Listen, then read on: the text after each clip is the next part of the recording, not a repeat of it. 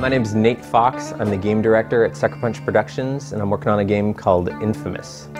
First time ever, Island 2 of Empire City, which is called The Warren. It's a horrible slum, totally run down. It was filled with crime before the awful blast that set up a quarantine to Empire City, and now it's been taken over by this gang called the Dustmen, who are a bunch of angry dudes who have, as you might have guessed, got superpowers of their own.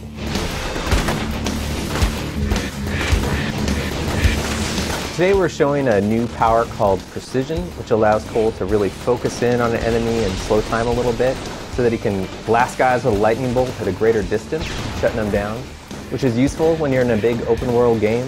The level that we're showing today is called the Prison, and it's this one small portion of Empire City that the cops have still kind of taken and held against the Dustman gang that controls the Warren. And they've managed to actually take the Dustman's leader, Alden, prisoner. The Dustmen are kind of raiding it in force.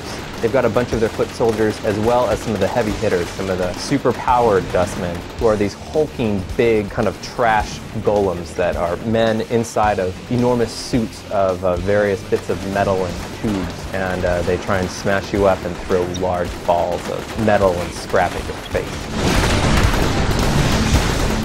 The Warren is an area you go to about a third of the way into the game. It's new territory with different architecture and different ways to explore the environment. You're pretty advanced on your career towards becoming either a great hero or kind of an anti-hero. So people are starting to recognize you, and the world is kind of learning about who Cole is and what Cole's abilities are.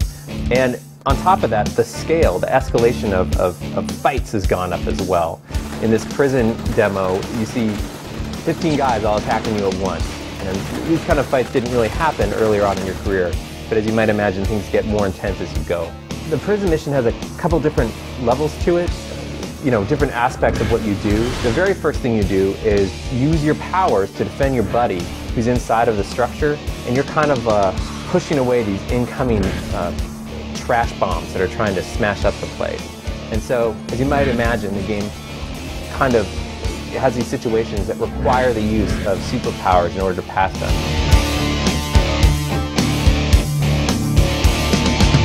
A big difference between InFamous and a kind of a more conventional shooter are the superpowers, which are very much like weapons in a third-person shooter, except for that they have more effects. For instance, you can push people backwards so that you can take them off balance and kick them in the head when they're down. And we have a lot of powers that are like this. And we built them so that they can be used in concert. I mean, a lot of us are big fans of superhero teams, which I'm sure a lot of people watching this have probably read a few comics, where people use their powers in concert to get better effects.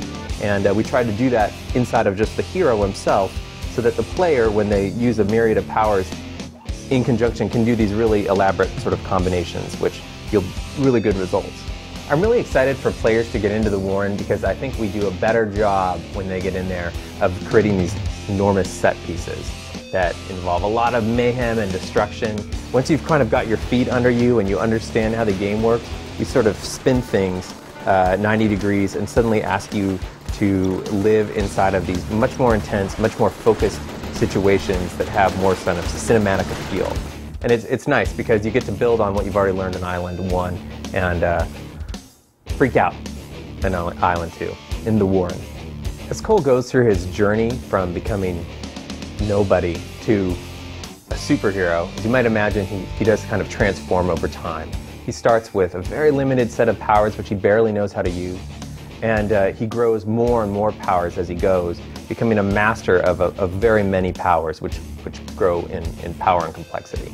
One of the things that I think is really cool about our game right now is that the event that caused him to get his powers, this horrible blast which sent the city into chaos, is also created all these little charged objects in the world, which when you kind of explore, you can pick them up, and they give him the ability to house more electricity in his body. He's constantly draining electricity from the grid to keep his powers juiced up.